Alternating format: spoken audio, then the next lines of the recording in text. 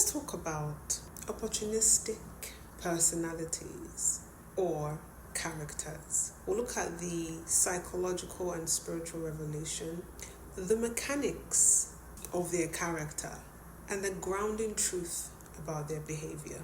So let me start off by prefacing this.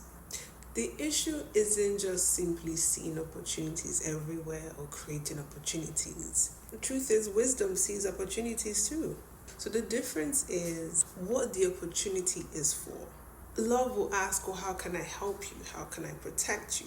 How can I help heal you? Opportunistic personalities, their goal is, how can I benefit of this interaction, of this encounter, of this person? And they don't care who gets to pay the price. And that's a heart posture thing.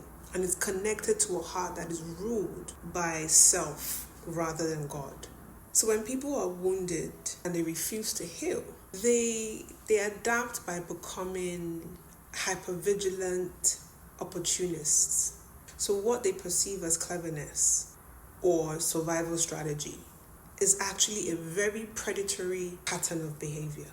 Psychologically, the profound emotional wound or spiritual wound or relational wound, wherever the wound stems from, it's not irrelevant, but there's a wound, right? So the rejection, the abandonment, or the inferiority rejects the path of genuine healing. And then psychological defense mechanisms form, such as the ego armor, to ensure that they'll never be weak again, that they'll never feel vulnerable again. So they'll be the facade of superiority, narcissism. Two, they do this for supply and control. So because they're spiritually and emotionally bankrupt, they cannot generate their own self-worth. They have to look to others, how people see them, to cushion the effect of how they feel on the inside. They need to extract it from others. So this extraction gives them narcissistic supply. If they're able to just be clever, to cheat you, to do this to you, very opportunistic, anything, just create chaos and they get high from it, things like that. It's a mirage of cleverness. It is. So they view their ability to spot vulnerabilities, manipulate situations and people, to exploit loopholes as high intelligence. Very disappointing, but this is how they think. That's the psychology of an opportunistic individual. But in reality, it's a specialized trauma-driven scanning mechanism. It's a hypervigilance. It's a survival, animalistic behavior. It's a survival instinct of a parasite. Spiritually, there's a host of spirits involved. There's exploitation mixed with pride, envy, deceit. So the spirits within them gets triggered by divine favor or anything just going good for somebody. So they think, how can I exploit this? How can I steal from this? How can I benefit from this? Right? And wounded, opportunistic spirits are hypersensitive to light and favor. Just something that they're just hypersensitive to it. They don't hate you. They hate you because of the favor on your life, on the things that are going well for you, and how you look, how you present it.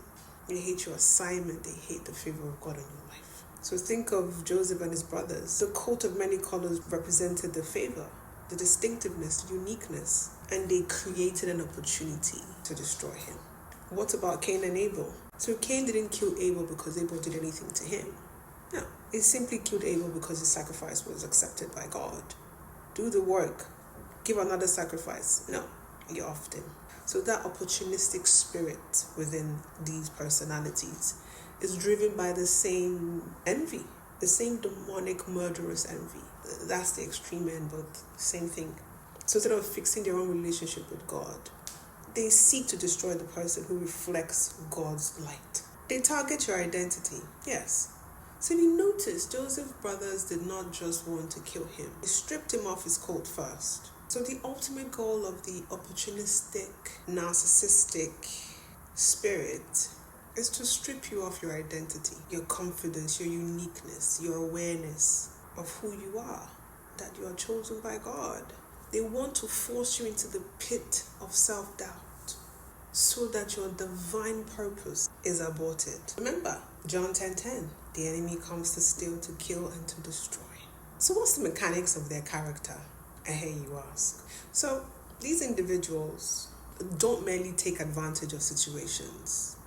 They manufacture them. They provoke, they bait, they sow seeds of confusion, they create misunderstanding, they triangulate people, they look for emotional weak spots, they gaslight and create self-doubt.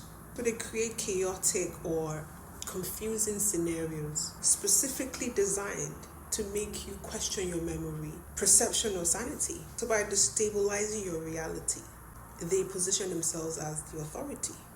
They manufacture crisis. They'll provoke an argument, twist comments, or leak a secret to create a storm, or slander people, or gossip. Once the storm hits, they use the chaos or blackmail to taunt or play victim. They exploit loopholes.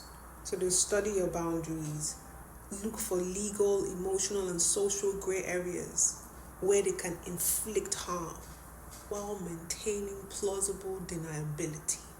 It was just a joke. I was me trying to help. Or you're too sensitive. So the energy goes into creating situations or conditions where they gain influence. So what's the truth about this behavior? The truth is, these individuals who possess this spirit or character or personality are a broken mirror. And the opportunist is entirely reactive. Yes. So they have no original light of their own. They are a broken mirror that can only reflect and distort the light of others. But they target those who are chosen, who are walking in light, because that light exposes their inner darkness. So their constant need to taunt, to steal, to blackmail, to destroy, to sabotage, to betray, to gossip, to slander, to triangulate, to abuse, it's actually a sign of their absolute dependence on you. They need your reaction to feel powerful. So without a target to diminish, to steal from, whether financially or energetically or in any way, shape or form, whether spiritually, they're forced to face their own unhealed, hollow reality.